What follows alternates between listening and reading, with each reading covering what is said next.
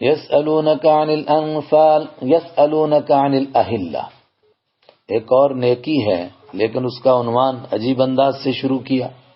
نیکی کیا ہے کہ چاند دیکھ کر کے روزے کی ابتدا کرنی ہے، اور چاند دیکھ کر کے روزے ختم ہوں گے، اور عید ہوگی، اور چاند ہی کے مہینے سے پتہ چلے گا حج کب ہے۔ اس کے اوپر ایک سوال پیدا ہوا کہ یہ چاند گھٹتا اور بڑھتا کیوں ہے، اور ہر نئی تاریخ کا چاند چھوٹا سا کیوں نکلتا ہے، اور پھر 14ویں تاریخ کو پورا ہوتا ہے اور پھر گھٹنا شروع ہوتا ہے۔ یہ گھٹنا اور بڑھنا یہ کیا مسئلہ ہے، کیوں گھٹتا اور بڑھتا ہے؟ تو ایک تو اس کا جواب جغرافیائی طور پر ہو سکتا تھا کہ اس لیے ہوتا ہے کہ اس کے بیچ میں یہ آتا ہے اور وہ آتا ہے۔ قرآن پاک جغرافیہ کی کتاب نہیں ہے۔ قرآن پاک نے جواب دیا کہ گھٹنے اور بڑھنے کا جو ہم نے سلسلہ رکھا، اس سلسلے کے فائدے کیا ہیں وہ پوچھو۔ یسألونک عن الاہلہ، لوگ آپ سے پوچھتے ہیں عن الاہلہ، چاندوں کے بارے میں، اور اہلہ کہتے ہیں نیا چاند، جو پہلی تاریخ کا چاند نیا چڑھتا ہے، یہ نیا نیا ہو کر کیوں چڑھتا ہے، سورج کی طرح مسلسل کیوں نہیں رہتا؟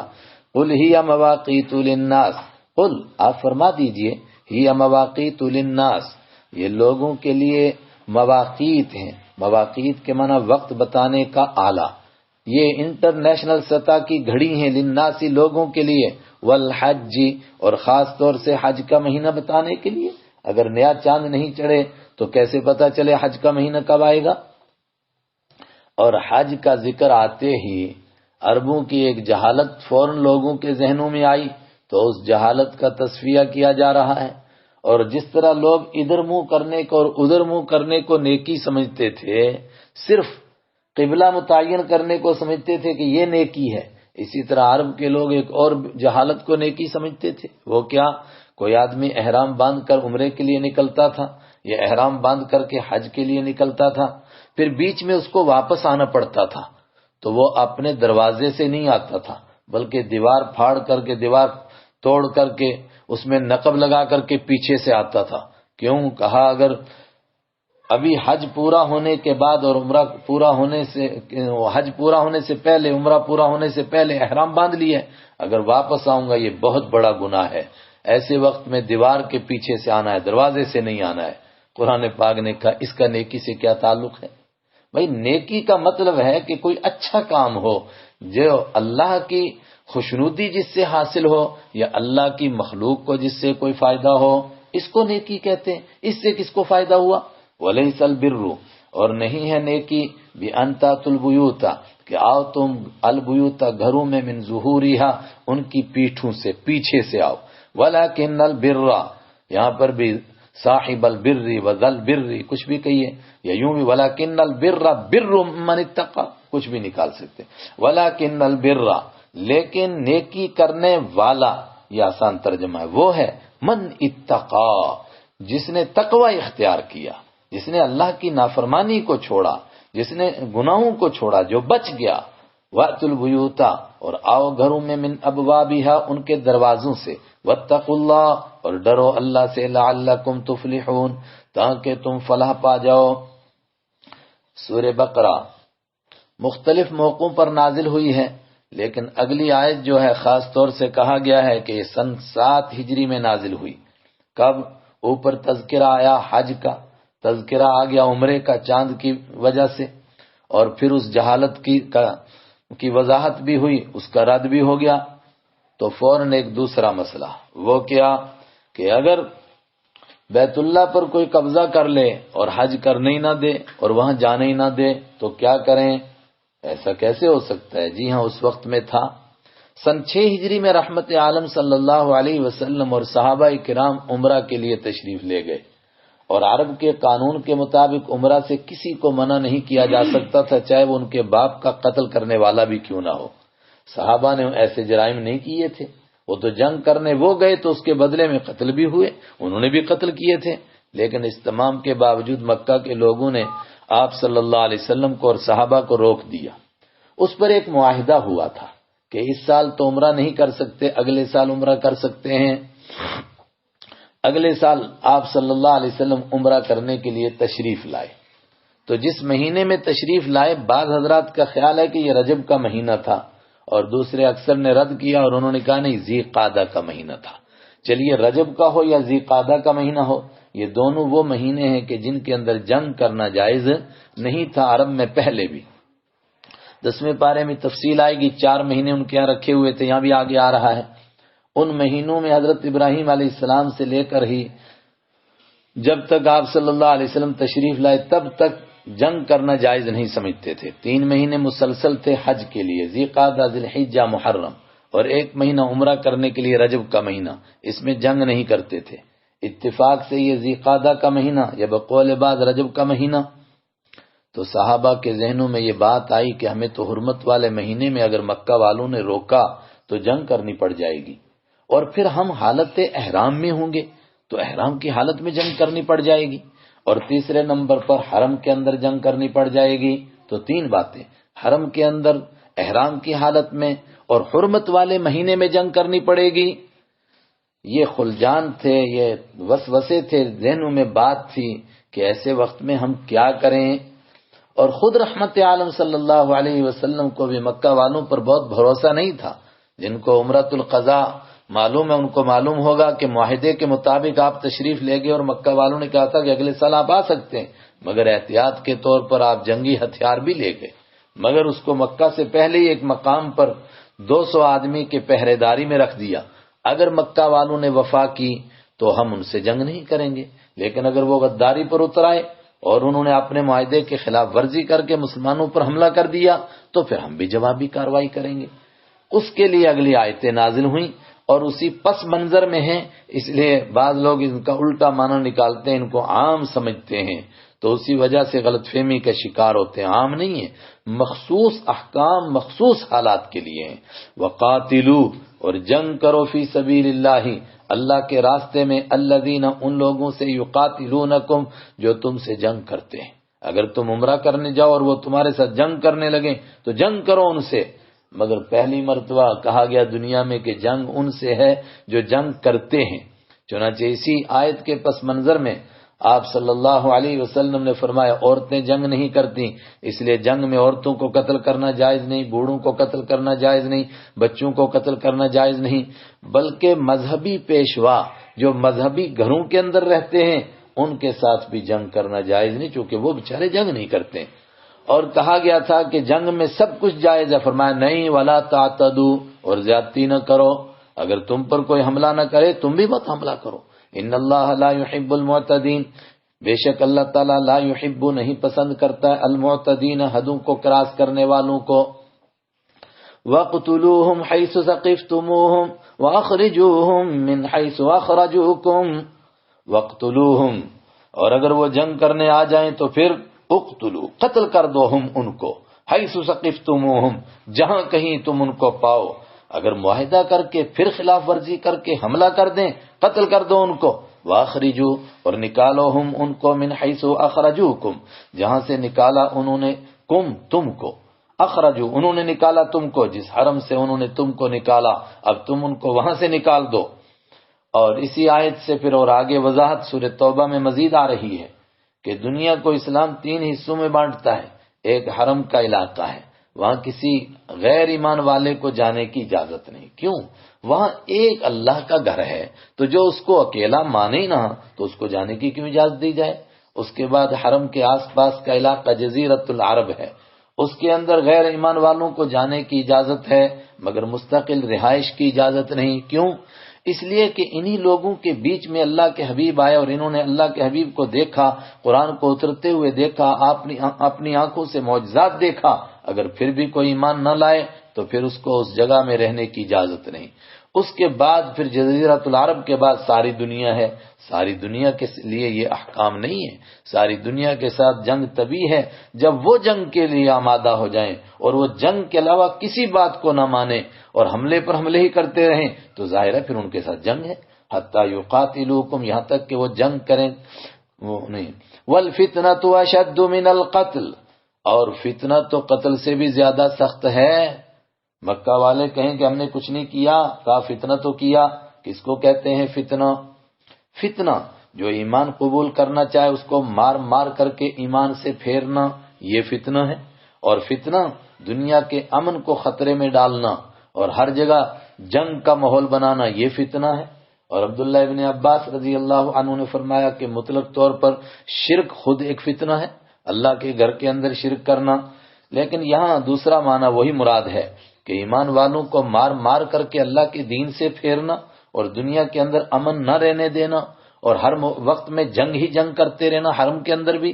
والفتنۃ اشد من القتل، اور فتنہ تو قتل سے بھی زیادہ سخت ہے۔ ولا تقاتلوہم، لیکن سنو ایمان والو، مت جنگ کرو تم ہم ان کے ساتھ عند المسجد الحرام، مسجد حرام کے پاس، حتی یقاتلوکم، یہاں تک کہ وہ جنگ کریں کم تمہارے ساتھ فیہ، اس میں تم نہیں ابتدا کرنا، اگر وہ ابتدا کریں گے فَإِن قَاتَلُوكُمْ، پس اگر وہ جنگ کریں کم تمہارے ساتھ فَقْتُلُوهُمْ، تو قتل کر ڈالو ان کو۔ پھر کذالک، اسی طرح جزاء الکافرین، کفر کرنے والوں کی سزا ہے۔ یہ وہ آیتیں ہیں جن کو لوگ نا مطلق طور پر فٹ کرتے ہیں دائیں بائیں، تو پھر کہتے ہیں دیکھو جی اسلام نے کیا تعلیم دی ہے۔ بھائی کس کو دی ہے، کس پس منظر میں دی ہے، اس کو تو دیکھو۔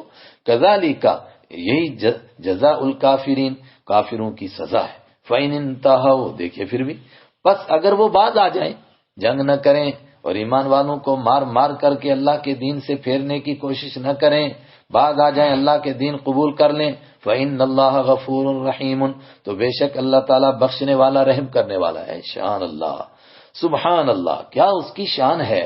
اتنے بڑے بڑے جرائم کیے، صحابہ کو قتل کیا، حضرت سمیہ کو قتل کیا، فرمایا اگر آج بھی توبہ کر لیں گے سب معاف پچھلے۔ وقاتلوہم، اور جنگ کرو تم ان کے ساتھ، حتی لا تکون فتنہ، یہاں تک کہ دنیا میں فتنہ نہ رہے۔ فتنے کا مطلب یہ ایسے طاقتور نہ رہیں کہ جس کو چاہیں اس کو مار مار کر کے اللہ کے دین سے پھیر دیں۔ وَيَكُونَ الدِّينُ لِلَّهِ، اور ہو جائے دین اللہ کے لیے، حرم کے اندر شرک نہ رہے، جزیرت العرب کے اندر اس کو رہنے کا مستقل حق رہے، جو تنہا اللہ کو مانتا ہے، دین اللہ کا ہو جائے اور تسلیم کرنے لگ جائیں دین لوگ کہ سچا دین یقیناً اللہ ہی کا ہے۔ فَإِنِ انْتَهَوْا، پس اگر وہ باز آ جائیں، اب باز آنے کا وہی مطلب جنگ کرنے سے باز آ جائیں، دنیا والے صلح کے لیے تیار ہو جائیں، امن کے لیے تیار ہو جائیں، یا ایمان قبول کرنے کے لیے تیار ہو جائیں، فَلَا عُدْوَانَ إِلَّا عَلَى الظَّالِمِينَ، پھر نہیں ہے زیادتی مگر عَلَى الظَّالِمِينَ، ظلم کرنے والوں پر۔ لیکن وہ ذہن کی بات پھر بھی کہ حرمت والا مہینہ ہے، تو حرمت والے مہینے میں اگر جنگ ہوگی تو کیا بنے گا؟ الشہر الحرام بالشہر الحرام، بے شک یہ 4 مہینے احترام والے ہیں، لیکن الشہر الحرام، احترام والا مہینہ، بالشہر الحرام، احترام والے مہینے کے بدلے میں ہے۔ مطلب اگر وہ اس کا احترام کریں گے تو ہم بھی کریں گے۔ والحرمات قصاص، اور حرمتوں میں برابری ہے، اگر وہ بھی حرمت کا احترام کریں گے ہم بھی کریں گے۔ ایک آدمی نے احرام باندھ رکھا ہے اور لوگ اس کو قتل کرنے آئے تو کیا وہ اپنے احرام کی وجہ سے اپنا دفاع بھی نہ کرے؟ ایک آدمی نے احرام باندھ رکھا ہے اور حرم کی وجہ سے وہ کچھ نہیں کہتا ہے اور حرم والے اس پر حملہ کر دیں تو کیا وہ بیچارہ صرف اس وجہ سے کہ حرم میں ہے وہ اپنے ہاتھ باندھ کر رکھے؟ نہیں۔ فَمَنِ اعْتَدَى، تو جو کوئی زیادتی کرے گا علیکم تم پر، فاعتدوا، تو تم بھی زیادتی کرو علیہ اس پر، حالانکہ جو بدلے میں ہوگی وہ زیادتی نہیں ہوگی مگر کتنا۔ سبحان اللہ، کہتے ہیں کہ اینٹ کا جواب پتھر سے، فرمایا نہیں، بِمِثْلِ مَا اعْتَدَى عَلَيْكُمْ، اتنا ہی، بِمِثْلِ مَا، اس کے برابر، ما اعتدا، جتنی کہ زیادتی کی انہوں نے علیکم تمہارے اوپر، بس اتنا۔ واتقوا اللہ، اور اس موقع پر بھی اللہ سے ڈرو، بدلہ لیتے ہوئے بھی کہیں حد سے آگے نہیں بڑھ جانا۔ وَاعْلَمُوا، اور جان لو، ان اللہ مع المتقین، اللہ تعالیٰ پرہیزگاروں کے ساتھ ہے، اگر تم پرہیزگار رہے تو اللہ کی مدد تمہارے ساتھ رہے گی۔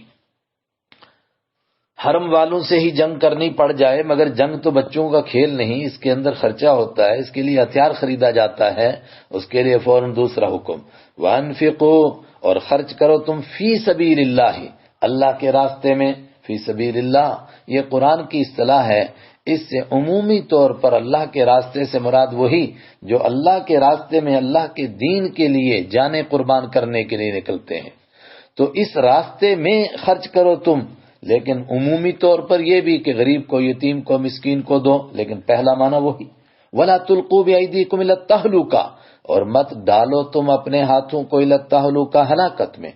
اور حضرت ابو ایوب انصاری رضی اللہ تعالیٰ عنہ نے اس کا یہ ترجمہ فرمایا اپنے آپ کو ہلاکت میں نہ ڈالنے کا مطلب کہ اس راستے میں خرچ کرتے رہو اور اس راستے میں قربانی کے لیے تیار رہو. اگر ایسا نہیں کرو گے تو اپنے آپ کو ہلاکت میں ڈال دو گے. وَأَحْسِنُوا، اور نیکی کرو. اس راستے کا مطلب بھی نیکی ہے. کسی کو بات سمجھاؤ، کسی تک نیکی کی بات پہنچاؤ. ان اللہ یحب المحسنین، بے شک اللہ تعالیٰ پسند کرتا ہے المحسنین، نیکی کرنے والوں کو. لیکن اصل مسئلہ تو حج اور عمرے کا تھا، اور وہ جو پچھلے سال عمرے سے روکا گیا تھا اس کا مسئلہ تھا، تو پھر واپس وہ بات آ گئی. وَأَتِمُّ الْحَجَّ، اور پورا کرو حج کو، وَالْعُمْرَةَ، اور عمرے کو، للہ، اللہ کے لیے. جو بھی عبادت ہو صرف اللہ ہی کے لیے ہو، تصور غیر سے خالی ہو. آدمی عمرہ کے لیے نکلا، حج کے لیے نکلا، جس طرح کہ اللہ کے حبیب صلی اللہ علیہ وسلم نکلے تھے، لیکن راستے میں روک دیا گیا. فَإِنْ أُحْصِرْتُمْ، پس اگر روک دیا، احصرتم، روک دیے گئے تم راستے میں ہی. کیوں روکے گئے؟ ایک بڑا طبقہ کہتا ہے کہ دشمن کی طرف سے رکاوٹ پیدا ہو گئی، لیکن بعض حضرات اور احناف اسی میں ہیں کہ بیماری کی وجہ سے رکاوٹ پیدا ہو گئی، اس کا بھی یہی حکم ہے. فَإِنْ أُحْصِرْتُمْ، پس اگر تم روک دیے گئے، فَمَسْتَيْسَرَ، ما، تو جتنا استیسرا میسر ہوگا، من الہدی، ہدی میں سے، قربانی کے جانور میں سے. ہدی کہتے ہیں قربانی کا جانور. تو جو قربانی کا جانور میسر ہوگا اتنا قربانی کا جانور دو اور واپس آ جاؤ. یہی اس کا حل ہے. مسئلہ کیا ہو گیا کہ ایک آدمی عمرہ کے لیے چلا، حج کے لیے چلا، مگر راستے میں روک دیا گیا، جس طرح کہ حضور حدیبیہ میں روک دیے گئے تھے. تو کیا کریں؟ ایک جانور قربانی کرے جو میسر ہو، بکری میسر ہو وہ کرے، بھیڑ میسر ہو وہ کرے، اونٹ میسر ہو وہ کرے. لیکن کب؟ یہ جب روک دیا جائے تو وہ بھیجے وہاں سے حرم میں، اور جب حرم میں وہ ذبح ہو تب تک وہ اپنے آپ کو احرام میں مانے، اور جب وہ حرم میں ذبح ہو جائے تو تب احرام کھول دے. جمہور کا یہی مسلک ہے، اور اگلا جملہ اسی پر دلالت کر رہا ہے. وَلَا تَحْلِقُوا، اور مت منڈاؤ تم رؤوسکم، اپنے سروں کو، حتی یبلغ، یہاں تک کہ پہنچ جائے، الہدی، وہ قربانی کا جانور، محلہ، اپنے اترنے کی جگہ میں، حلال ہونے کی جگہ میں. تو اس کے جانے کی جگہ کون سی ہے؟ حرم. جب وہ قربانی کا جانور حرم میں پہنچے گا تب احرام والے احرام کھولیں گے. جب تک وہاں نہیں پہنچے گا اور ذبح نہیں ہوگا تب تک وہ احرام نہیں کھولیں گے. چنانچہ آپ صلی اللہ علیہ وسلم کو حدیبیہ میں روکا گیا تو آپ نے بھی یہی کیا. آپ نے قربانیاں کی اور وہاں سے واپس پلٹ گئے. اور جو ہم نے کہا کہ حرم میں پہنچے تو وہ اسی وجہ سے کہ آپ نے جہاں قربانی کی وہ حرم کا حصہ ہے. مگر جو حضرات کہتے ہیں کہ حرم میں پہنچانا ضروری نہیں، ان کی دلیل بھی ہے. وہ کہتے ہیں کہ نہیں، کچھ حصہ اس کا حدیبیہ کا باہر بھی ہے. فَمَنْ كَانَ مِنْكُمْ مَرِيضًا، لیکن قرآن کے انداز لگ رہا ہے کہ حَتَّى يَبْلُغَ الْهَدْيُ مَحِلَّهُ، اس سے پتہ چل رہا ہے کہ جب حرم میں پہنچے تب. فَمَنْ كَانَ مِنْكُمْ مَرِيضًا، ایک اور مسئلہ، یہ مسئلہ ہو گیا ختم. وہ کیا روکا گیا؟ نہیں روکا گیا. آدمی نے احرام باندھا ہوا ہے، احرام کے بیچ میں اس کو سر منڈانے کی اجازت نہیں ہے. لیکن اگر کوئی بیمار ہو گیا اور بہت ہی بیمار ہے، اس کی وجہ سے اس کو سر منڈانا پڑ رہا ہے، یا اور کوئی اس طرح احرام کھولنا پڑ رہا ہے، کیا کرے وہ؟ فَمَنْ كَانَ، تو جو کوئی ہو، منکم، تم میں سے، مریضاً، بیمار، او بِهِ اذن، یا ہو بِهِ اس کے ساتھ، اذن کوئی تکلیف، من رأسہ اس کے سر میں، اور اس کی وجہ سے اس کو سر منڈانا پڑ رہا ہے. تو اگر سر منڈانا پڑے تو وہ کیا کریں؟ فَفِدْيَةٌ مِّن صِيَامٍ، تو اس کو بدلہ دینا ہے روزوں کا. سب سے پہلی بات ہے سر منڈا دے اور اس کے بدلے میں روزے رکھے. او صدقاتن، یا صدقہ دے دے. او نسکن، یا قربانی کر دے. بہت سارے لوگ کہتے ہیں جی بس قرآن کافی ہے، حدیث کی ضرورت نہیں. اب یہاں کیا تفسیر کریں گے؟ فدیہ دے روزوں کا. کتنے روزے رکھے؟ 1000 رکھے، 100 رکھے، 200 رکھے، یہ تو تفصیل نہیں ہے. او صدقاتن، صدقہ دے، کتنا دے؟ تفصیل نہیں ہے. او نسکن، قربانی کرے، کیا کرے؟ تفصیل نہیں ہے. اس کے لیے ہم کو محتاجگی ہے حدیث کی. اللہ کے حبیب صلی اللہ علیہ وسلم نے تشریح فرمائی. کیا روزے کتنے رکھے؟ فرمایا 3. صدقاتن، صدقہ دے دے، کتنا؟ 6 مسکینوں کو کھانا کھلا دے، یا 6 بندوں کو 6 صدقہ فطر کے برابر دے دے. مثلا اگر آج صدقہ فطر 100 روپیہ ہے تو 6 بندوں کو کتنا ہو گیا کہ 600 روپیہ دے دے. او نسوکن، یا 1 بکری کی قربانی کر دے. فَإِذَا أَمِنْتُمْ، تو جب تم امن میں ہو جاؤ. فَمَنْ تَمَتَّعَ، اب حج کرنے چلے. تو فرمایا حج کے 3 طریقے ہیں. ایک طریقہ ہے کہ بندہ صرف حج ہی کرے، اگر وہ حج ہی کر رہا ہے تو اس کو قربانی کی ضرورت نہیں۔ دوسرا طریقہ یہ ہے کہ حج بھی کرے اور ساتھ میں عمرہ بھی کرے، اور اس کے بھی دو طریقے ہیں، ایک یہ کہ عمرہ کر کے احرام کھولے، ایک یہ کہ نہ کھولے۔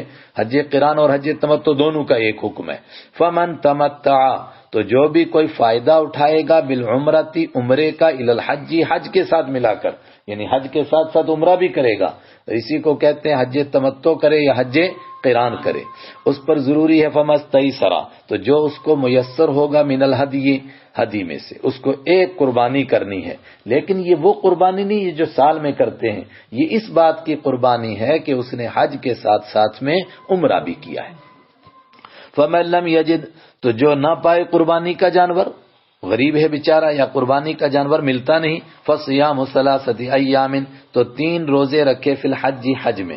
حج کا مطلب کہ حج کے دن کے آنے سے پہلے 3 روزے رکھ لے، یعنی 9 کو حج ہوگا، 8 میں رکھ لے، 7 میں رکھ لے، 6 میں رکھ لے، اس سے پہلے 3 روزے رکھ لے۔ وَسَبْعَةٍ إِذَا رَجَعْتُمْ، اور 7 روزے رکھے، 7 روزے رکھنے ہیں اذا رجعتم، جب تم واپس لوٹو، جب حج کر کے واپس آ جائیں تو پھر 7 روزے رکھ لیں، حرم میں رکھ لیں یا واپس گھر آ کر رکھ لیں۔ تِلْکَ عَشْرَةٌ کاملہ، یہ پورے 10 روزے ہو گئے، تِلْکَ وہ، عشرۃ 10 ہوئے کاملہ پورے۔ ذَلِکَ، لیکن یہ بات کون سی، کہ حج کے ساتھ ساتھ میں عمرہ بھی کرنے کی اجازت، جس طرح ہم کرتے ہیں کہ پہلے جاتے ہیں عمرہ کرتے ہیں، احرام کھول دیتے ہیں، پھر بعد میں حج کرتے ہیں، یا احرام نہ کھولیں حج قران کریں، دونوں اکٹھے کریں۔ یہ حج کے ساتھ عمرہ کرنے کی اجازت، یہ کس کو ہے حج تمتع کرنے کی اجازت؟ لیمن، اس آدمی کے لیے ہے، لم یکن اہلہ، نہ ہوں اس کے گھر والے، حاضری، رہنے والے، مسجد الحرام، مسجد حرام کے، مسجد حرام میں اس کے گھر والے رہنے والے نہ ہوں، تب وہ کر سکتا ہے، یعنی وہ وہاں کا باشندہ نہ ہو، مسجد حرام کا۔ اب مسجد حرام کی تفسیر اگر حدیث کو چھوڑ کر کریں گے تو اس کا مطلب کہ اس کے گھر والے مسجد حرام کے اندر رہتے تھے، کیا مسجد میں کسی کا ڈیرا ہے؟ مسجد کے اندر تو کوئی رہتا ہی نہیں ہے، تو پھر کیا مراد ہے مسجد حرام سے؟ پھر صحابہ کے اقوال کو اور آپ صلی اللہ علیہ وسلم کے اعمال کو دیکھ کر کے امت نے معنی متعین کیا۔ امام مالک نے فرمایا کہ مکہ کے رہنے والے نہ ہوں، مکہ کے رہنے والوں کو حج تمتع اور حج قران کرنے کی اجازت نہیں ہے کہ حج کے ساتھ عمرہ بھی کریں، باہر والے کر سکتے ہیں۔ امام اور عطا رحمت اللہ علیہ ایک بڑے بزرگ ہیں، انہوں نے فرمایا صرف حرم والے حج ہی کریں گے، حج تمتع اور حج قران نہیں کر سکتے، اس کے باہر والے کر سکتے ہیں۔ اور امام شافعی رحمت اللہ علیہ نے فرمایا کہ حرم سے 2 منزل تک کے اندر کے جو لوگ ہیں، 2 منزل سمجھے، 3 منزل جو ہوتا ہے ہمارا 70 کلومیٹر ہوتا ہے، اس کو 3 پر تقسیم کر کے 2 بنا لو، کتنا بنتا ہے؟ وہاں تک کے لوگ کر سکتے ہیں۔ اور ہمارا مسلک حضرت امام ابو حنیفہ رحمۃ اللہ علیہ کا آسان، فرمایا جتنے لوگ میقات کے اندر ہیں، جہاں ہم کو احرام باندھے بغیر اندر جانے کی اجازت نہیں، جس کو میقات کہتے ہیں، وہاں سے اندر والوں کو حج تمتع کرنے کی اجازت نہیں، اس سے باہر والے کر سکتے ہیں۔ ذالک لمن لم یکن اہلہ حاضر المسجد الحرام، یہ حج تمتع کرنے کی اجازت اس آدمی کو ہے جس کے گھر والے حاضری، رہنے والے نہ ہوں، المسجد الحرام، مسجد حرام کے۔ واتقوا اللہ، ڈرو اللہ سے، وعلموا، اور جان لو، ان اللہ شدید العقاب، کہ اللہ تعالیٰ سخت سزا دینے والا ہے، اگر اس کے حکموں کی خلاف ورزی کرو گے سزا ملے گی۔ الحج اشہر معلومات، حج کب کرنا ہے؟ الحج، حج، اشہر معلومات، مہینے ہیں جو متعین ہیں، تو حج مطلب للحج اشہر معلومات، حج کے لیے متعین مہینے ہیں، ذی قعدہ، ذی الحجہ اور محرم۔ حج تو ایک ہی دن ہوتا ہے، تو مہینے کا مطلب کہ ان دنوں کے اندر، ان مہینوں کے اندر حج کا احرام باندھا جاتا ہے۔ فمن فرض، تو وہ آدمی جس نے فرض کر لیا اپنے اوپر، فیہن، ان مہینوں میں، الحج، حج کو، اور حج کو فرض کرنے کا مطلب کہ احرام باندھ لیا اور حج کی نیت کر لی، تلبیہ پڑھ لیا اور چل پڑا، اب اس کے لیے کچھ خاص احکام۔ فلا رفث، سب سے پہلے یہ ہے کہ اس کو گھر والوں کے ساتھ بھی دل لگی کرنے کی اجازت نہیں ہے، میاں بیوی کو ملاقات کرنے کی اجازت نہیں۔ اللہ اکبر، اللہ کے راستے کا مسافر اور اس کا عاشق بن گیا، اب تصور بھی نہ آئے۔ فلا رفث ولا فسوق، اور کسی قسم کا کوئی گناہ نہیں، گناہ تو کسی کو بھی جائز نہیں، لیکن اس نے تو احرام باندھ رکھا ہے، ولا جدالا، اور جھگڑا نہیں اس کے لیے، جھگڑا کسی کو بھی نہیں کرنا چاہیے، لیکن جس نے احرام باندھا اس کے لیے بالکل جھگڑے کی اجازت نہیں، فی الحج، حج میں۔ وما تفعلوا من خیر، اور جو بھی تم کرو گے کوئی نیکی کا کام، یعلمہ اللہ، اللہ اس کو جان لے گا۔ وتزودوا، اور ایک حکم اور سنو، وتزودوا، اور سفر کا خرچہ لے کر کے چلو، ایسا نہ ہو کہ سفر کے خرچے کے بغیر چلو اور پھر راستے میں لوگوں پر بوجھ بن جاؤ، نہیں، سفر کا خرچہ لے جاؤ، بلکہ اس نیت سے جاؤ کہ اوروں پر بھی خرچ کروں گا۔ فإن خیر الزاد التقوی، فإن، تو بے شک، خیر الزاد، بہترین سفر خرچہ، التقوی، پرہیزگاری ہے۔ دو معنی، ایک معنی یہ کہ اتنا سفر خرچہ ہونا چاہیے کہ آدمی کو تقوی رہے، یعنی کسی سے بھیک مانگنے کی نوبت نہ آ جائے، اور دوسرا معنی کہ اس راستے کا اصل سفر خرچہ تو تقوی ہے۔ اگر بندے کو پرہیزگاری حاصل نہیں ہے تو کروڑوں روپے ہونے کے باوجود بھی وہ خرچ نہیں کرے گا، بلکہ جو وہاں خیرات تقسیم کرتے ہیں اس کے لیے لڑ لڑ کے مرے گا۔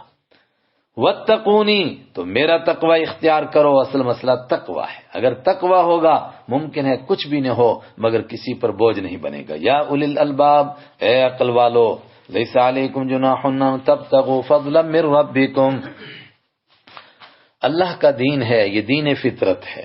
آدمی حج کے لیے گیا تو کوئی آدمی وہاں جا کر وقت ملا تھوڑی سی بزنس کر لے، حج کے اعمال متاثر نہیں ہوئے لیکن کچھ بزنس کر لی، وہاں کچھ لے لیا، بیچ دیا، تو بعض لوگ اس کو سمجھتے تھے کہ حج کرنے گیا اور وہاں بزنس کر رہا ہے۔ فرمایا یہ دین فطرت ہے، اگر کوئی حج کرنے کے لیے گیا اور نیت حج ہی کی ہے اور وہاں جا کر چھوٹی موٹی تجارت کر لی، کوئی حرج نہیں۔ لیس علیکم، نہیں ہے تم پر، جناح، کوئی گناہ، ان تبتغوا، کہ تلاش کرو تم، فضلا، حلال روزی، من ربکم، اپنے رب کی طرف سے، اپنے رب کا فضل، رب کا فضل یہ قرآن کی اصطلاح ہے، مراد حلال روزی، حلال روزی تلاش کرو، تجارت کر لو، مزدوری کر لو، کوئی حرج نہیں، مگر اعمال حج متاثر نہ ہوں۔ فَإِذَا أَفَضْتُم مِّنْ عَرَفَاتٍ، جو اصل کرنے کے کام ہے وہ فَإِذَا، تو جب، أَفَضْتُم، تم واپس پلٹو، من عرفات، عرفات سے، فَاذْكُرُوا اللَّهَ، واپس پلٹ کر کے آئے، مزدلفہ پہنچے، فَاذْكُرُوا اللَّهَ، تو یاد کرو اللہ کو، عند المشعر الحرام، مشعر حرام کے پاس۔ مشعر حرام جبل قبضہ کا وہ خاص موقع جہاں دعائیں قبول ہوتی ہیں، اور اب وہاں مسجد مشعر حرام بن گئی تو اس کو متعین کرنا آسان ہو گیا۔ وہاں مزدلفہ میں کثرت کے ساتھ اللہ کو یاد کرو، وَاذْكُرُوهُ، اور یاد کرو اللہ کو، کما، جس طرح، ہداکم، اس نے تم کو بتایا۔ یہ کہنے کی ضرورت کیوں پیش آئی؟ اس لیے کہ عرب کے لوگ بھی حج کرتے تھے دور جہالت میں، مگر یہاں اللہ کو یاد کرنے کے انہوں نے کچھ اور ہی طریقے نکالے تھے، ان طریقوں سے نہیں جس طرح اللہ نے دکھایا۔ ایک طریقہ بتاتا ہوں کیا یاد کرتے تھے، آگے اس کا ذکر آ رہا ہے۔ باپ دادا کے ترانے گاتے تھے، باپ دادا کی بڑائی بیان کرتے تھے، فرمایا اللہ کی بڑائی بیان کرو۔ وَإِن كُنتُم مِّن قَبْلِهِ، وَإِن كُنتُم، اور بے شک تم تھے، اگرچہ تم تھے، من قبلہ، اس سے پہلے، لا، ضرور بھی ضرور، من الضالین، گمراہ ہونے والوں میں سے، تمہیں کچھ پتہ نہیں تھا حج کس کو کہتے ہیں، عمرہ کس کو کہتے ہیں، اللہ کو کیسے یاد کیا جاتا ہے، اللہ نے تمہیں بتایا، اب مشعر حرام کے پاس اس طرح یاد کرو جس طرح اللہ نے سکھایا۔ ثم افیضوا من حیث افاض الناس، پھر افیضو، ہو کر کے آؤ تم، من حیث، اس جگہ، افاض الناس، جہاں لوگ ہو کر آئے ہیں، جہاں سے لوگ ہو کر آتے ہیں وہاں ہو کر آؤ۔ اب دیکھیے اس آیت کا ترجمہ بھی حدیث کو چھوڑ دیں، کیسے کریں گے؟ صحابہ نے متعین کیا، فرمایا یہ خاص طور سے مکہ والوں کو کہا جا رہا ہے، قریشیوں کو کہا جا رہا ہے۔ کیوں؟ کہا دور جہالت میں قریشی کیا کرتے تھے، سارے لوگ عرفات جاتے تھے، پورا دن وہاں جا کر دعائیں کرتے تھے، توبہ کرتے تھے، تو مکہ کے لوگ کہتے تھے ہم تو پیروں کی اولاد، پیغمبروں کی اولاد، ہمیں کیا ضرورت ہے عرفات جانے کی، ہم نے کون سے پاپ کیے ہیں، ہمیں وہاں جانے کی ضرورت نہیں، ہم مزدلفہ جائیں گے اور وہیں دعا شعا کر کے باپ دادا کے ترانے گا کر واپس آ جائیں گے۔ فرمایا نہیں، اللہ کا دین آ گیا، اے مکہ والو وہاں سے ہو کر کے آؤ جہاں سے لوگ ہو کر آئے ہیں، واستغفر اللہ، اور تم کہتے ہو کہ ہمیں کیا ضرورت ہے بخشش کی، بخشش مانگو اللہ سے، بڑے بڑے پاپ کیے ہیں تم نے، ان اللہ، اور اس یقین کے ساتھ مانگو کہ بے شک اللہ تعالیٰ غفور، بخشنے والا ہے، رحیم، رحم کرنے والا ہے۔ فَإِذَا قَضَيْتُم مَنَاسِكَكُمْ، عرفات سے ہو کر آئے، مزدلفہ سے ہو کر آئے، حج کے بنیادی ارکان پورے ہوئے تو کیا اب آدمی فارغ ہو گیا؟ فرمایا نہیں، مکتب عشق کے انداز نرالے ہیں. اس کو چھٹی نہ ملی جس کو سبق یاد ہوا، واپس پہنچے مینا میں. اب چھٹی نہیں ہے، اللہ کو یاد کرو اور زندگی بھر یاد کرنا ہے. فَإِذَا قَضَيْتُمْ، تو جب تم ادا کر چکو، مَنَاسِكَكُمْ، اپنے حج کے طریقے. کل میں بتا چکا منسک کی جمع مناسک، اس کے 3 معنی: عبادت کے طریقے، قربانی کے طریقے، حج کے کام. یہاں پر حج کے کام جب تم کر چکو، فَاذْكُرُوا اللَّهَ، تو اللہ کو یاد کرو. كَذِكْرِكُمْ آبَاءَكُمْ، جیسے تمہارے باپ دادا کو یاد کرنے کی طرح. جس طرح دور جہالت میں آپ نے باپ دادا کو یاد کرتے تھے، اس طرح اللہ کو یاد کرو تم یہاں. اللہ اکبر. او اشد ذکرا، او کے معنی بلکہ اس سے بھی زیادہ اللہ کو یاد کرو. فَمِنَ النَّاسِ، اور اللہ کو یاد کیا کرنا ہے؟ اللہ سے بھیک مانگو، اللہ تعالیٰ سے بخشش مانگو، اللہ تعالیٰ سے معافی مانگو، اللہ تعالیٰ سے دعائیں مانگو. فرمایا دعائیں مانگنے والوں میں بھی 2 طرح کے لوگ ہیں. کچھ صرف دنیا مانگتے رہیں گے، اور آج بھی بے شمار لوگ صرف دنیا مانگتے ہیں. خدایا بیٹا دے دے، بیٹی دے دے، فلاں دے دے، فلاں دے دے، صرف دنیا. فَمِنَ النَّاسِ، تو لوگوں میں سے کچھ ہیں من یقول، جو کہتے ہیں ربنا، اے ہمارے رب، آتینا، دے دے تو نہ ہم کو فی دنیا میں، دنیا دے، یہ بھی دے وہ بھی دے، مگر دنیا، آخرت کا کوئی خیال نہیں. جو ایسا انسان ہے وما لہ، نہیں ہے اس کے لیے فی الآخرۃ، آخرت میں من خلاق کوئی حصہ. ومنہم، اور لوگوں میں سے کچھ ہیں من یقول، جو کہتے ہیں ربنا، اے ہمارے رب، آتی، دے تو نہ ہم کو فی دنیا میں حسنہ، دنیا میں تو ہمیں حسنہ عطا فرما، وفی الآخرۃ حسنہ، اور آخرت میں بھی حسنہ عطا فرما. تو دنیا میں حسنہ سے مراد سکون بھی عطا فرما، دنیا کی ضرورتیں بھی عطا فرما، لیکن اصل مسئلہ حسنہ نیکی کرنے کی توفیق عطا فرما، اور آخرت میں نیکی عطا فرما یعنی نیکی کا بدلہ عطا فرما. بعض لوگ حسنہ کا سمجھتے ہیں صرف دنیا کی دولت مل جائے. آگے قرآن پاک میں آ رہا ہے کہ ہم نے ابراہیم علیہ السلام کو دنیا میں حسنہ دی تھی، تو کیا ان کو دنیا ملی تھی؟ نہیں، دنیا میں نیکی کرنے کی توفیق اور زندگی کی جو ضروری چیزیں ہیں وہ بھی. وفی الآخرۃ حسنہ، اور آخرت میں بھی نیکی عطا فرما. وقنا عذاب النار، اور تو ہم کو جہنم کی آگ سے بچا. اصل ہمارا سوال یہ ہے. اولئک، یہ ہیں لوگ، لہم نصیب مما کسبوا، ان کے لیے حصہ ہے مما، اس میں سے کسبوا، جو انہوں نے کمائی کی. واللہ سریع الحساب، اور اللہ جلد حساب لینے والا ہے، جلدی حساب ہو جائے گا. ان لوگوں کو ان کا حصہ ملے گا، دنیا میں بھی ملے گا، آخرت میں بھی ملے گا، اور اللہ جلد حساب لینے والا ہے. اس کا مطلب 2 مطلب، ایک یہ کہ آخرت کا حساب بس ہونے ہی والا ہے، اور دوسرا یہ کہ جب حساب شروع ہو جائے گا تو کوئی زیادہ وقت لگے گا نہیں، آدھے دن کے اندر تمام کائنات کا حساب ہو جائے گا. اللہ کے حبیب صلی اللہ علیہ وسلم نے فرمایا تمہارے دنیا کے دنوں میں سے آدھے دن میں وَاذْكُرُوا اللَّهَ، عرفات سے ہو کر آئے، مزدلفہ سے ہو کر آئے، اب مینا کے اندر ہیں تو مینا کا حکم سنو. وَاذْكُرُوا اللَّهَ، اور ذکر کرو اللہ کا، فی ایام معدودات، گنے ہوئے کچھ دنوں میں یہاں ذکر کرنا ہے اللہ کا. کتنے دن کرنا ہے؟ 10 کو کرنا ہے، 11 کو کرنا ہے، 12 کو کرنا ہے. تو 11 اور 12 2 دن یہاں ذکر کرنا ہے اللہ کا. فَمَن تَعَجَّلَ، تو جس نے جلدی کی، فی یومین، 2 دنوں میں، یعنی 11 بھی رہا اور 12 بھی رہا اور 12 کو کنکری مار کر کے چلا گیا، فلا اسم علیہ، اس پر بھی کوئی گناہ نہیں. 2 دن اس نے کنکری ماری اور کنکری مارتے ہوئے اللہ کا ذکر کیا، بسم اللہ اللہ اکبر، رضا للرحمن ورغما للشیطان، اللہ کا ذکر کیا، اور 12 کو چلا گیا، فلا اسم علیہ، اس پر بھی کوئی گناہ نہیں. ومن تأخر، اور جس نے تاخیر کی اور 1 دن اور رکا، یعنی 13 تاریخ کو بھی رکا اور 13 کی کنکری مار کر کے نکلا، فلا اسم علیہ، اس پر بھی کوئی گناہ نہیں. گویا 13 تاریخ جو ہے تمہارے اختیار میں ہے، لیکن اللہ کے حبیب صلی اللہ علیہ وسلم نے کس کو اختیار کیا؟ آپ نے 13 کو کنکری ماری، پھر آپ یہاں سے نکلے. اسی لیے افضل یہی ہے کہ 13 کو رکے اور کنکری مار کر نکلے. لمن اتقى، یہ اس کے لیے حکم ہے جس نے اللہ کا تقوی اختیار کیا. واتقوا اللہ، اور تم اللہ کا تقوی اختیار کرو. واعلموا، اور جان لو، انکم، کہ تم الیہ تحشرون، اسی کی طرف اکٹھے کیے جاؤ گے. اس یقین کے ساتھ سارے کام کرو. وَمِنَ النَّاسِ مَن يُعْجِبُكَ قَوْلُهُ فِي الْحَيَاةِ الدُّنْيَا وَمِنَ النَّاسِ اللہ کے سامنے جمع کیے جاؤ گے، جلد حساب ہونے والا ہے، آخرت کا خیال، یہ بار بار کیوں کہا جا رہا تھا؟ فرمایا اس لیے کہ دنیا میں ایسے لوگ بھی ہو سکتے ہیں کہ ظاہری طور پر لگے کہ بڑے نیک کام کر رہے ہیں لیکن من کی دنیا ٹھیک نہیں ہے، تو جو من جن کا خراب ہے ان کے تن کے ٹھیک ہونے سے وہ ٹھیک نہیں ہوتے ہیں۔ اس کی ایک مثال، ایک منافق کا تذکرہ ہو رہا ہے اور ایک کا کیا تذکرہ ہے، اس طرح کے بہت لوگ تھے۔ اخنس ابن شریق کا نام آتا ہے کہ اس قسم کا کوئی منافق تھا جو کسی دیہات میں رہتا تھا، آپ کے پاس آتا تھا، بڑی میٹھی باتیں کرتا تھا، آپ کی محبت کے دم بھرتا تھا، اسلام کی باتیں کرتا تھا، لیکن اندر بڑی نفرت۔ جب واپس پلٹتا تھا تو اس حسد اور جلن کی وجہ سے اس نے کسی موقع پر مسلمانوں کی کھیتی کو آگ لگا دی، راستے میں کچھ جانور ملے، ان جانوروں کے گلے کاٹ دیے، ان جانوروں کو قتل کر دیا، حالانکہ جانور نے اس کا کیا کھایا تھا، صرف اندر جلن اور حسد، حالانکہ زبان سے تو بڑا نیک بنتا تھا۔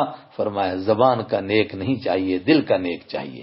وَمِنَ النَّاسِ اور لوگوں میں سے کچھ ہیں مَن يُعْجِبُكَ۔ ہاں ایک بات یاد آ گئی، اخنس ابن شریق وہ شخص بھی ہے جو بنو زہرہ میں سے تھا، جو اپنے 300 لوگوں کو لے کر کے غزوہ بدر کے موقع پر واپس آ گیا تھا، اور آپ کا ننہال بھی بنو زہرہ میں ہے۔ لگتا ہے یہ وہ نہیں ہے، چونکہ عربوں کا، وہ مکہ کے آس پاس کے لوگوں کا یہ مزاج نہیں ہے، یہ اخنس ابن شریق کوئی اور ہے۔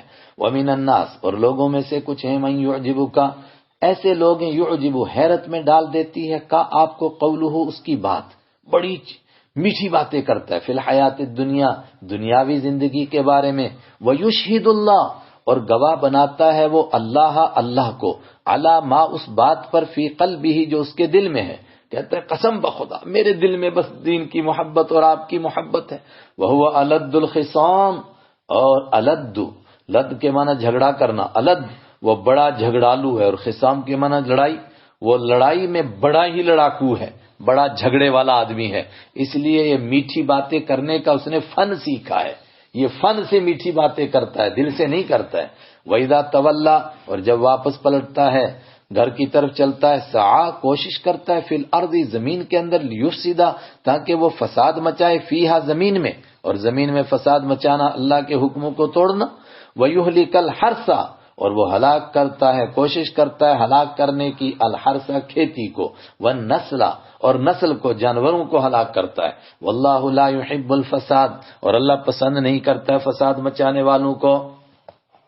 ایسے لوگ بھی ہوں گے، ان سے ہوشیار رہیے گا۔ وَإِذَا قِيلَ اور جب کہا جاتا ہے لہو اس سے، اتق اللہ اور اللہ سے ڈر، کیا کر رہا ہے، اس کھیتی نے تیرا کیا بگاڑا، ان جانوروں نے تیرا کیا بگاڑا، اخذتہ تو پکڑ لیتی ہے ہو اس کو، العزت غیرت، اس کو ایک دم عزت نفس جوش میں آتی ہے، اچھا میں ان کو نہ کاٹوں یہ میرے دشمنوں کی ہیں، کہ اس کو غیرت ابھارتی ہے بالاسم گناہ کرنے پر، فحسبہ جہنم کیا سزا ہے اس کی، فرمایا اس کی سزا جہنم ہے، کافی ہے جہنم اس کے لیے، فحسبہ تو کافی ہے ایسے آدمی کے لیے جہنم۔ یہ دھمکی بھی ہے اور ایک سوال کا جواب بھی ہے۔ سوال کیا ہوتا ہے کہ اتنا بڑا ظالم آدمی اللہ اس کو سزا کیوں نہیں دیتا؟ فرمایا اس طرح کے اور بھی بڑے ظالم ہیں، کیوں نہیں سزا دیتا؟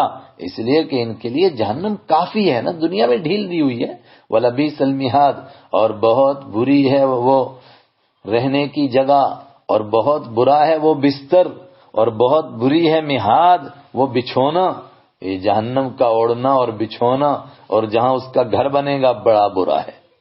اس کے مقابلے میں اللہ کو کون پسند ہے؟ جن کی من کی دنیا درست ہے، کون ہے وہ؟ وَمِنَ النَّاسِ اور لوگوں میں سے کچھ ہیں مَن یشری جو بیچ ڈالتے ہیں نفسہ اپنے آپ کو، ابتغاء تلاش کرتے ہوئے، مرضات اللہ اللہ کی رضا، مرضات کے معنی اللہ کی رضا۔ دیکھیے اکثر قرآن پاک کے الفاظ تو وہ ہیں جو ہم آپس میں بھی بولتے رہتے ہیں، رضا کا لفظ بولتے ہیں بس مرضات کا لفظ آ گیا۔ کچھ ایسے ہیں جو بیچ ڈالتے ہیں نفسہ اپنے نفس کو، یہ بھی ہم بولتے ہیں، ابتغاء تلاش کرتے ہوئے، مرضات اللہ اللہ کی رضا کو بیچ تلاش کرتے ہوئے اپنے آپ کو بیچ ڈالتے ہیں، واللہ رؤوف بالعباد اور اللہ بہت نرمی کرنے والا ہے بندوں پر، جو اپنے آپ کو بیچ ڈالتے ہیں پھر اللہ ان کو قبول کر لیتا ہے۔ اور ایسے کون ہیں؟ سارے صحابہ اسی طرح کے ہیں۔ بطور خاص حضرت صہیب رضی اللہ عنہ کا نام لیا جاتا ہے کہ جب ہجرت کرنے لگے تھے تو مکہ والوں نے ان کو گھیر لیا کہ تجھے نہیں جانے دیں گے، اس لیے کہ تو روم سے تنہا آیا تھا، خالی ہاتھ تھا، مکہ میں بزنس کر کے تم نے مال کمایا۔ تو انہوں نے اپنا سارا مال اور سب کچھ ان کو دے کر اپنے آپ کو چھڑایا۔ تو قرآن پاک نے کہا کہ اس نے اپنے آپ کو بیچ ڈالا۔ مدینہ پہنچے، اللہ کے حبیب صلی اللہ علیہ وسلم کو یہ ساری بات سنائی۔ آپ نے فرمایا صہیب نے اپنی تجارت میں بڑا نفع کمایا۔ یا ایھا الذین آمنوا ادخلوا فی السلم کافہ، وہ جو اخنس ابن شریق اوپر ایک ذکر تھا، یہ ایک آدمی کی بات نہیں، سب کا یہی حال ہے، یعنی جتنے منافق تھے سب کا یہی حال تھا۔ ان کے مقابلے میں کہا جا رہا ہے یا ایھا الذین آمنوا، اے وہ لوگوں جو ایمان لائے ہو، ادخلوا داخل ہو جاؤ فی السلم، سلم اسلام ہی کے معنی میں ہے، اسلام میں داخل ہو جاؤ، کافتن پورے کے پورے، ایسا نہ ہو کہ کچھ دین لو اور کچھ کو چھوڑو، نہیں، پورے کے پورے دین میں داخل ہو جاؤ۔ ولا تتبعوا، اور مت پیچھے چلو، خطوات شیطان کے نقش قدم کے۔ اب ہم سب اپنے آپ کو دیکھ سکتے ہیں کہ کس نے دین کی کون سی بات چھوڑی، جو کچھ باتیں مانے اور کچھ نہ مانے، کچھ لے اور کچھ کو چھوڑے، اس کا مطلب وہ شیطان کے پیچھے چل رہا ہے۔ انہ لکم عدو مبین، بے شک وہ تمہارا کھلم کھلا دشمن ہے۔ فإن زللتم، اور خاص طور سے یہاں ایک ذکر ہوتا ہے اس کی شان نزول میں، اس سے پتہ چلتا ہے کہ کون آدمی تھا جو پورا نہیں داخل ہو رہا تھا۔ معمولی سی بات، حضرت عبداللہ بن سلام رضی اللہ تعالیٰ عنہ جو یہودیت چھوڑ کر اسلام لائے تھے، ان کو خیال آ گیا کہ اونٹ کا گوشت بے شک اسلام میں حلال ہے، میں حلال سمجھوں گا، لیکن اگر میں نہ کھاؤں، اس حکمت کے لیے کہ یہودیوں کو دعوت دے سکوں، اگر میں کھاؤں گا چونکہ ان کے ہاں حلال نہیں تو وہ دور بھاگ جائیں گے۔ لیکن تھوڑا سا یہ جو تصور آیا نا کہ اگر نہ کھایا جائے، اس کے اوپر بھی ڈانٹ آ گئی۔ اب جو بڑے بڑے احکام چھوڑ کر کے سوچتے ہیں نماز پڑھ لی، زکوٰۃ نہیں دی، پکا مسلمان، زکوٰۃ دیتا ہے نماز پڑھتا ہی نہیں، پکا مسلمان، وہ خود ہی فیصلہ کرے۔ فَإِن زَلَلْتُمْ، پس اگر تم پھسل گئے، مِن بَعْدِ مَا، اس کے بعد کہ جاءت آ چکی کم تمہارے پاس، البینات واضح نشانیاں، صاف صاف احکام، جب صاف احکام تمہارے پاس آ چکے پھر تم پھسل گئے، فَاعْلَمُوا، تو جان لو، ان اللہ، کہ اللہ تعالیٰ عزیز غالب ہے، حکیم حکمت والا ہے۔ وہ غالب ہے، جب چاہے گا سزا دے دے گا، وہ حکمت والا ہے، ڈھیل بھی دے سکتا ہے، اس کی ڈھیل کو نہ سمجھنا کہ یہ چھوٹ ہو گئی۔ هَلْ يَنظُرُونَ إِلَّا أَن يَأْتِيَهُمُ اللَّهُ، یہ قرآن کا انداز ہے، وہ تمام حکموں کو اس طرح نہیں سنا دیتا کہ ایک لسٹ بیان کر دے، تھوڑی تھوڑی دیر کے بعد ترغیب دیتا ہے۔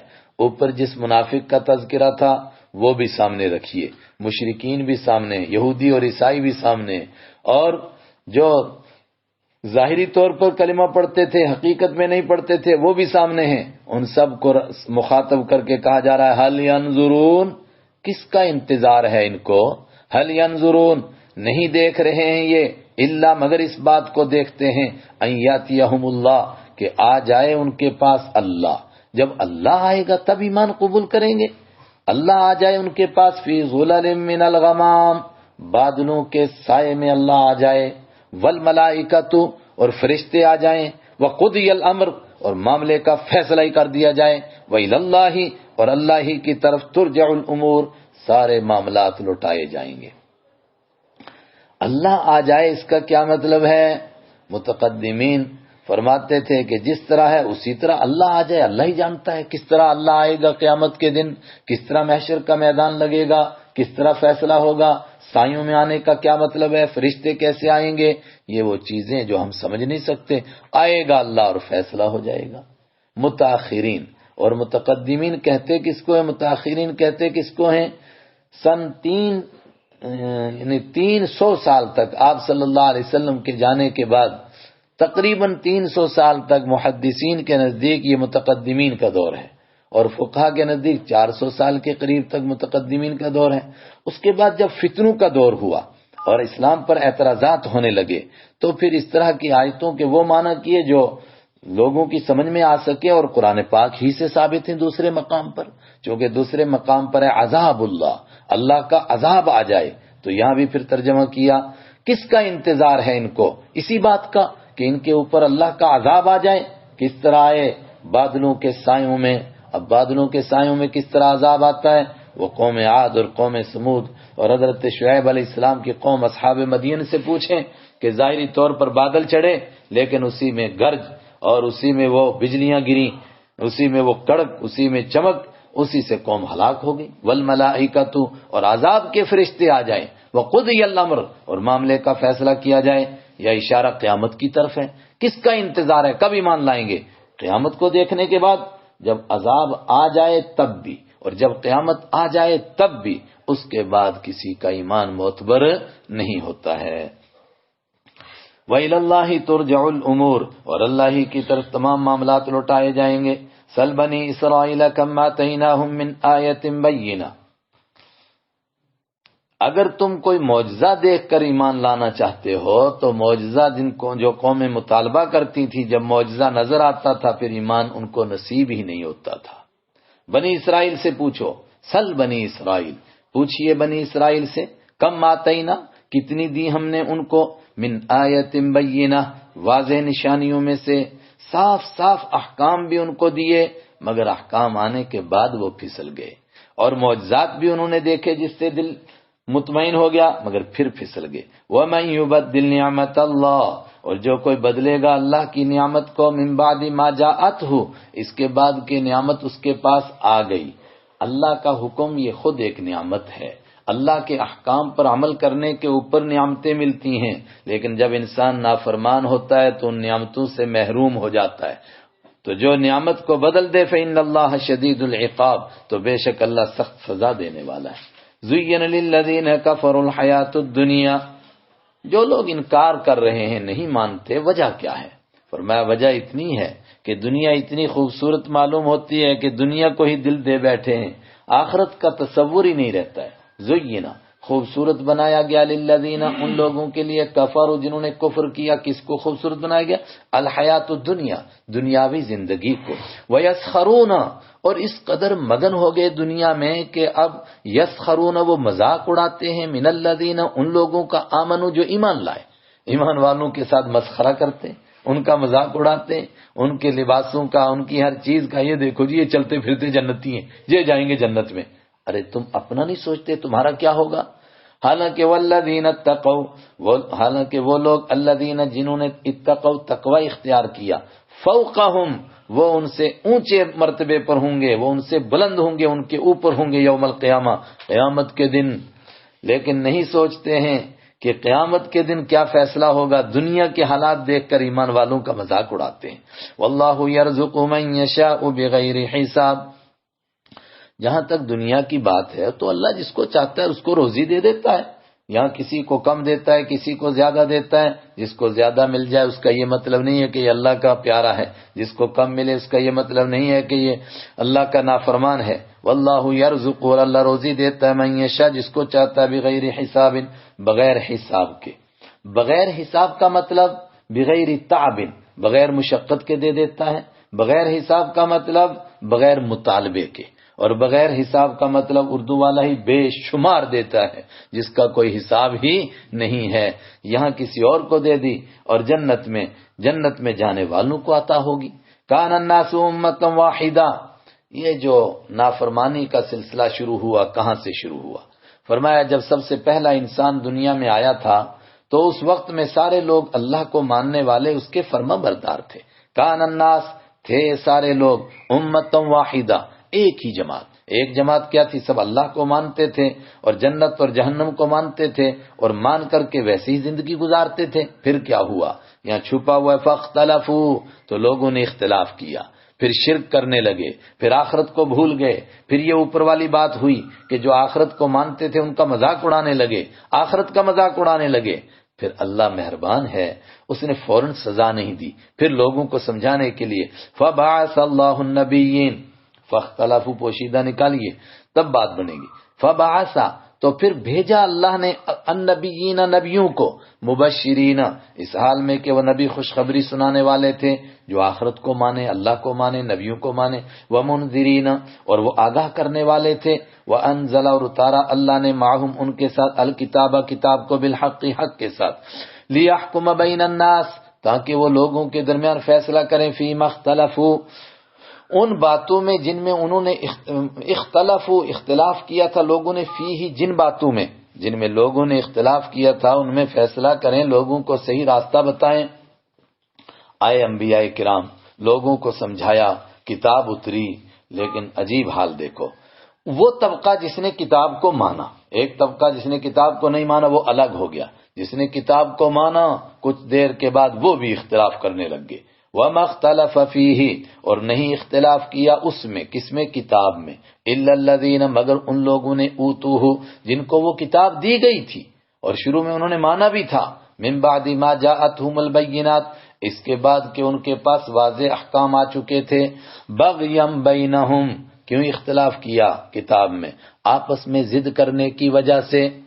میں نے کہا کہ ان لوگوں نے جنہوں نے کتاب کو مانا تھا، دوسری تفسیر نہیں، دونوں موجود ہیں، کتاب تو سب کو ملی تھی لیکن ایک طبقے نے کتاب ملنے کے باوجود نہیں مانا، جس طرح ابو جہل نے، عتبہ نے، شیبہ نے، ولید نے نہیں مانا۔ اور کیوں نہیں مانا؟ بغیم بینہم، آپس میں ضد کرنے کی وجہ سے۔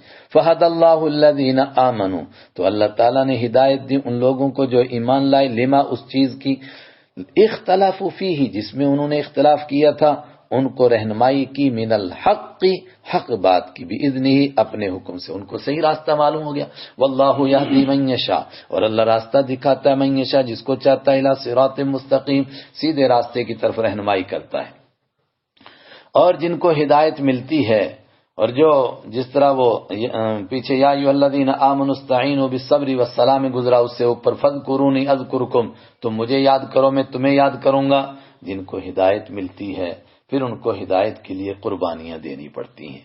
آگے اسی کا تذکرہ، ام حسبتم، اے ہدایت قبول کرنے والو، اے ایمان والو، ام حسبتم، کیا تم نے گمان کیا، ان تدخلوا الجنہ، کہ تم داخل ہو جاؤ گے جنت میں، ولما یاتیکم، حالانکہ نہیں آئے ابھی، کم تمہارے پاس۔ لما کے معنی دیکھیے ہر جگہ ہوگا جب، لیکن مضارع پر آئے تو اس کے معنی ہوگا اب تک نہیں۔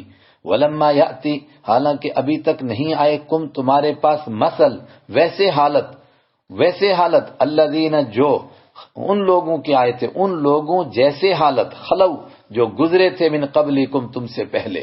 اے ایمان والو تم پر بھی حالات آئیں گے، کیسے؟ جیسے تم سے پہلے لوگوں پر آئے تھے۔ کیسے حالات آئے تھے؟ مستہم البأساء، مست پہنچی تھی ہم ان کو، البأساء پریشانیاں، مصیبتیں، مالی دشواریاں، والضراء اور پہنچی تھی ان کو تکلیفیں، بیماریاں، وزلزلوا اور ان کو ہلایا گیا تھا، جھٹکے لگے، حتی یقول الرسول، اتنی مصیبتیں آئیں، حتی یقول یہاں تک کہ کہنے لگے، الرسول رسول، والذین آمنوا اور وہ لوگ جو ایمان لائے تھے، معہ ان کے ساتھ، متی نصر اللہ، کب ہے اللہ کی مدد؟ الا، جب یہاں نوبت پہنچی کہ رسولوں نے بھی کہا اللہ کی مدد کب آئے گی، ان کے ساتھ ایمان لانے والوں نے بھی کہا اللہ کی مدد کب آئے گی، فرمایا اللہ وہیں تک بندے کو آزماتا ہے جہاں تک اس کی برداشت ہے۔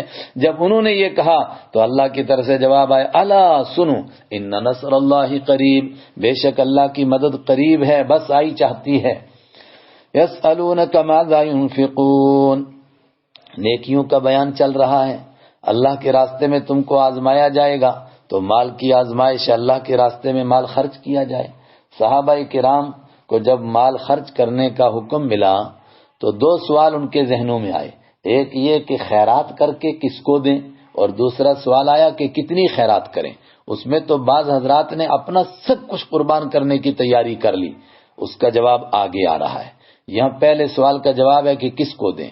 یسألونک، پوچھتے ہیں لوگ آپ سے، ماذا ينفقون، اس کے بارے میں جو وہ خرچ کرتے ہیں، اس کے بارے میں کیا پوچھتے ہیں کہ وہ کس کو دیں۔ قل، آپ فرما دیجئے، ما انفقتم، جو تم خرچ کرو، من خیر، مال میں سے، فللوالدین، تو وہ والدین کے لیے، والاقربین اور قریبی رشتہ داروں کے لیے۔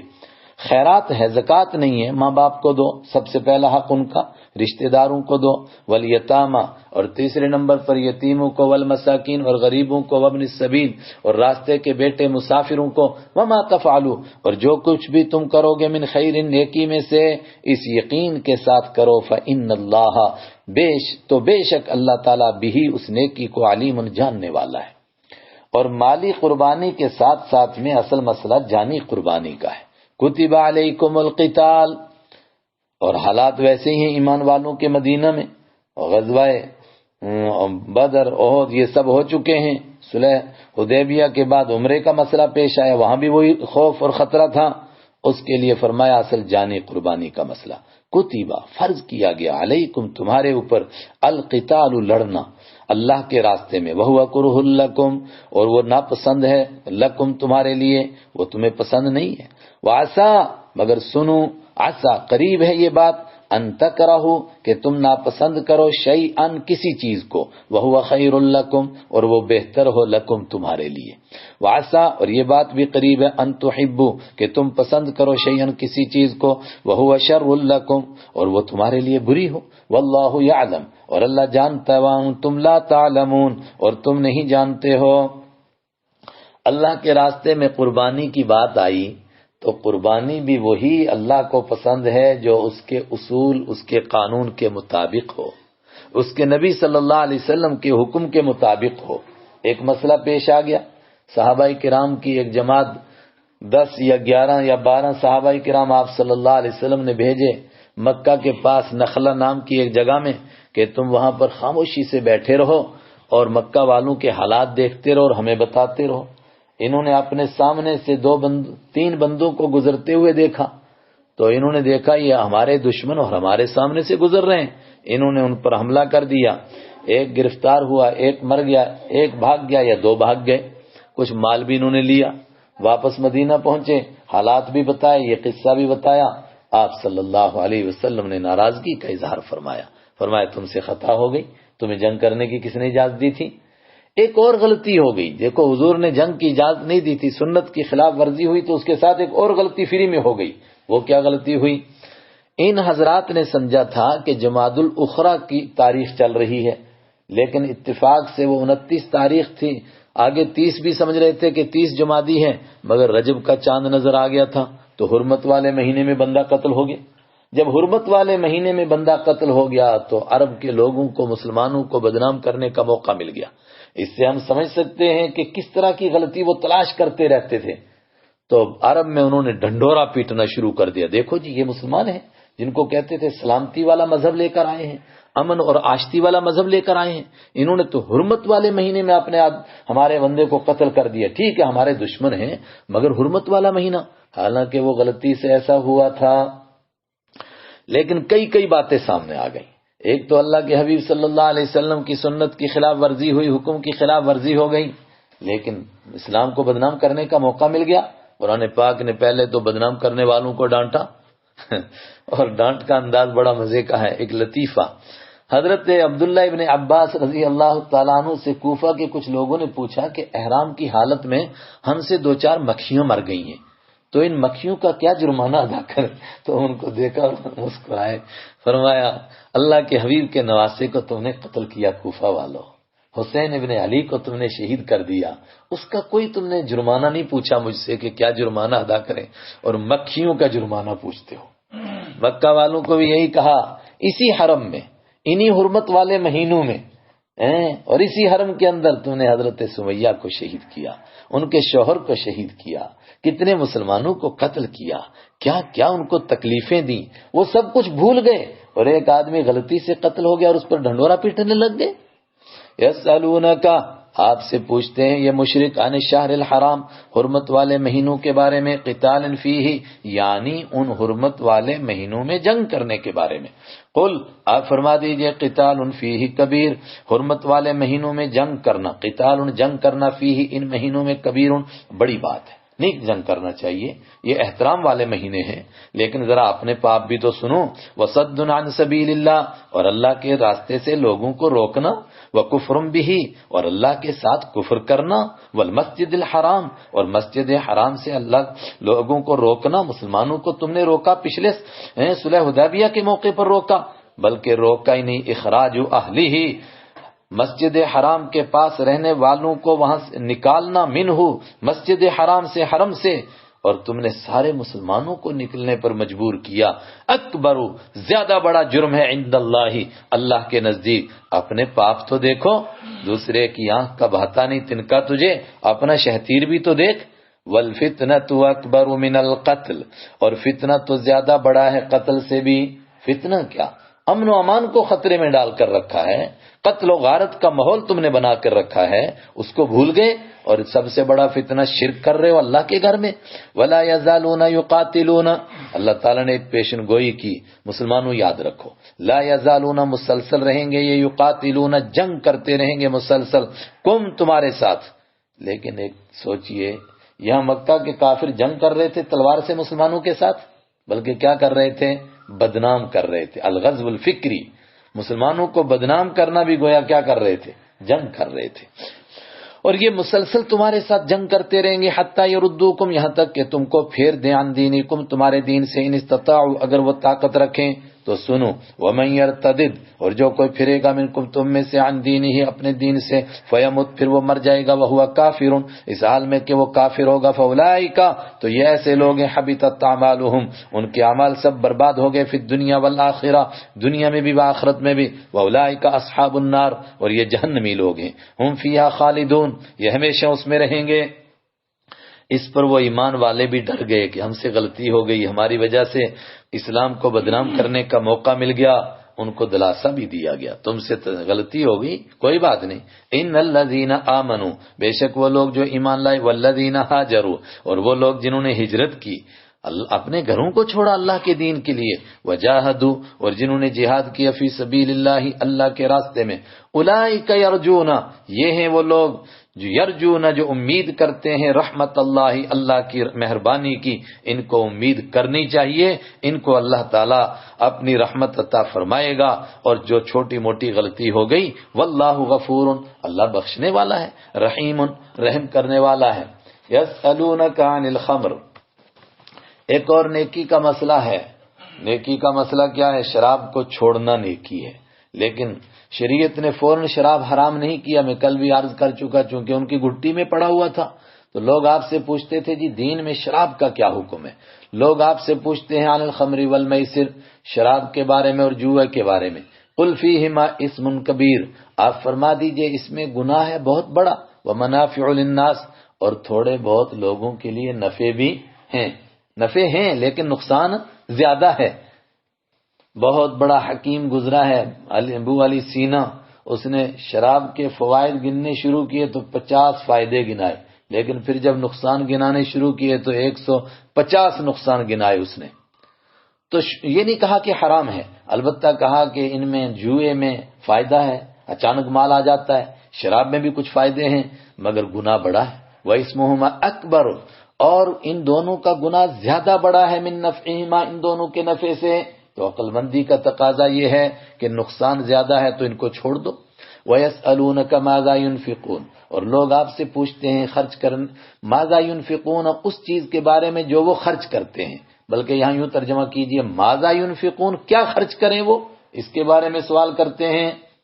تو میں نے عرض کیا کہ جب خرچ کرنے کا حکم ملا تو بعض صحابہ نے پورے کا پورا، یہاں تک کہ کہنے لگے گھر بھی لے جاؤ، کچھ نہیں چاہیے ہمیں، یہ صحابہ کی شان تھی، فوراً اللہ کی طرف سے حکم آیا، فرمایا نہیں نہیں، تمہاری بیوی کا تم پر حق، تمہارے بچوں کا تم پر حق ہے، قل، آپ فرما دیجئے، العفو، خرچ کرو جتنا بچ جائے، جو واجبی ضرورتیں ہیں تمہاری ان کو پورا کرو، ان ضرورتوں سے جو بچ جائے اس کو خرچ کرو، اس کو خیرات کرو۔ کذالک یبین اللہ، اسی طرح اللہ کھول کھول کر بیان کرتا ہے احکام کو، لکم، تمہارے لیے، الآیاتی، آیتوں کو یعنی حکموں کو، میں بتا چکا 4 معنی آیتوں کے، یہاں احکام، لعلکم تتفکرون، تاکہ تم غور و فکر کرو، کس کے بارے میں؟ فی الدنیا والآخرہ، دنیا کے بارے میں بھی اور آخرت کے بارے میں بھی، دیکھو تمہیں دنیا میں کتنی ضرورت ہے اور آخرت میں کتنی ضرورت ہے۔ اشارہ یہ بھی ہو گیا کہ اپنے بیوی بچوں کے حق کو تلف کر کے، ان کو بھوکا رکھ کر کے خرچ کرنا یہ بھی مناسب نہیں، لیکن آخرت میں بھی ضرورت ہے، اس لیے اگر کبھی آخرت کی فکر میں بچے بھی تیار ہو جائیں، بیوی بھی تیار ہو جائے اور اللہ کے راستے میں خرچ کرنا ہی پڑ جائے تو آخرت میں بھی دیکھو وہاں کتنی ضرورت ہے۔ اور تتفکرون پر سانس توڑنے کے بجائے حفظوں کو فی الدنیا والآخرہ پر سانس توڑنا چاہیے۔ وَيَسْأَلُونَكَ عَنِ الْيَتَامَى، اور لوگ آپ سے یتیموں کے بارے میں پوچھتے ہیں، چونکہ یتیموں پر خرچ کرنے کا حکم تھا، تو یتیم جن کی پرورش میں تھے، جب سخت حکم آیا کہ جس نے یتیم کا مال کھایا اس نے اپنے پیٹ میں انگارے بھرے، تو صحابہ ڈر گئے، اب کیا کریں؟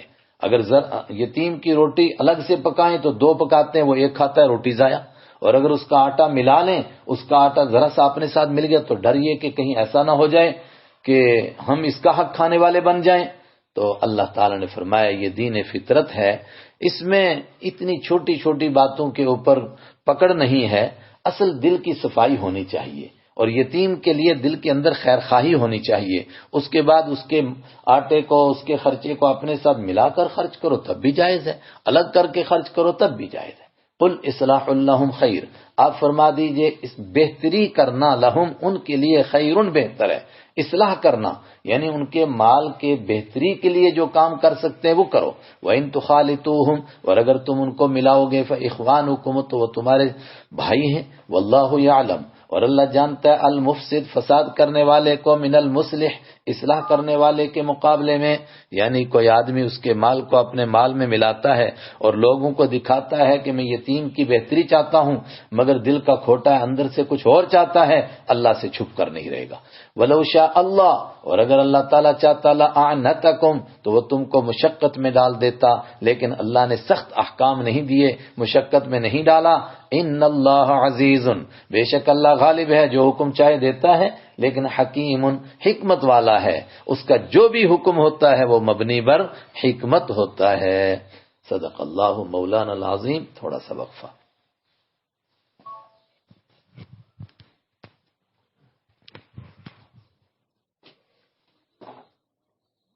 اعوذ باللہ من الشیطان الرجیم۔ ولا تنكحوا المشركات حتى يؤمن،